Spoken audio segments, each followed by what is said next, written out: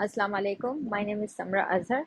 I'm connected to aviation industry of Pakistan from last 18 years. My main expertise are in cabin crew department. I've heard that recently Emirates is coming to Karachi to conduct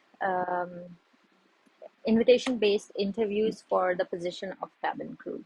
While I wish you all the best and good luck, this video is going to help those who have received invitations to come and appear in the interview. Um, you must understand that there's one thing which is very important. Sometimes it doesn't look important when we work within the boundary of our own country. However, when you go across borders, it becomes extremely important, and there's no denying it. You have to have complete command over English language. You must be able to pass your message across in English and understand people as well. You don't have to have an accent. You must be able to understand and comprehend the English language, at least basics, so that you are able to understand and connect with customers and different departments within and outside the industry as well. So you must have command over or fluency in English language in terms of speaking and understanding. Next thing, that entire interview in anywhere in the world is conducted in English.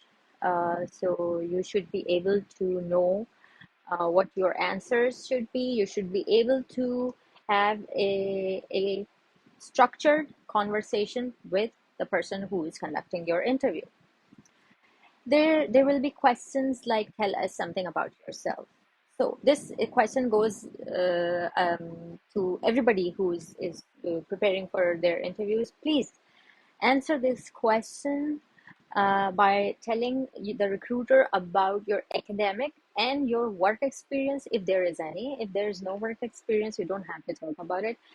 You have to cover your academics, and once you do that, these two things, then come to your family and yourself, which is non official things. So for example, if somebody asks me, tell us something about yourself, I will never say, my name is Samra Azhar. I did I completed my matriculation in this year. I'm not gonna say it like this. The best way to answer this question is, I completed my master's in so and so year in the profession of, or in the expert discipline of this and with the CGPA this. And while I was studying, I did work in this company, with this company, in this position, and in this position my responsibilities were this and this. So this is how you answer a question. Tell us something about yourself. You shouldn't be telling them your name. Do not start with your name. Second, in interviews for the position of cabin crew, people do want to know more about what kind of a person are you? Are you able to connect with people? How do you react? What kind of body language and facial expressions you hold when you are asked a question which is difficult, or which makes you uncomfortable? For example, were you ever in a difficult situation which you handled with a customer or a colleague or your fellow student? You should be able to answer this question with a complete loyalty. You should be able to tell them that you were able to handle. If you were, do not make up examples. Don't do that. Don't lie in your interview. And don't ever say that, no, I have never been in a situation like that. That makes a recruiter feel that you were in a situation, either you're hiding something, or either you do not have this understanding that you were in a situation and how to put it in words to describe it to a recruiter. For example, if somebody asks me to give them a situation which was difficult and which I handled, so I will be able to give them a lot of examples. For example, there was this time. I'm making up this example. This didn't happen with me.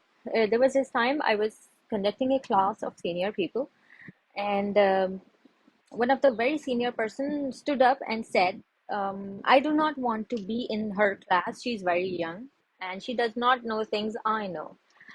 So how I handled that in uncomfortable situation is when he was leaving the class, I did not stop him.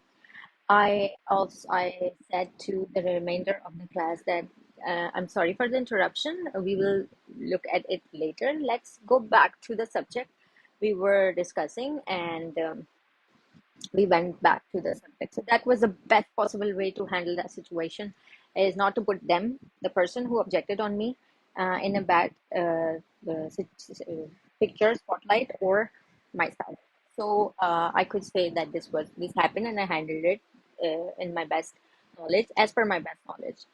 So you must be able to give them examples, real life examples. Everybody has examples. Sometimes you have a difficult family member you have to handle. Sometimes you have a difficult friend you have to handle.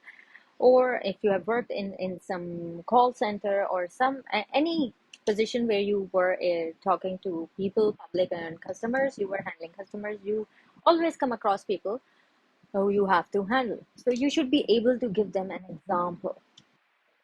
And they may ask you a hypothetical question: what will happen if somebody does this? For example, they can ask, what will happen if somebody throws a glass at you? What will you do? So you must understand that you have to remain in control of the situation and your own emotions and your own facial expressions. Your facial expressions come from what you are thinking. So you must practice your thought process. How do you practice your thought process? You have to run these questions in your mind, and you have to develop another thought that is connected to that question. For example, if somebody throws a glass at me, how will I feel? If we start feeling angry, for example, like right now I'm feeling angry, I have a frown here. So that is something you can control. I'm going to think about this question again, and I'm going to think that I will remain in control.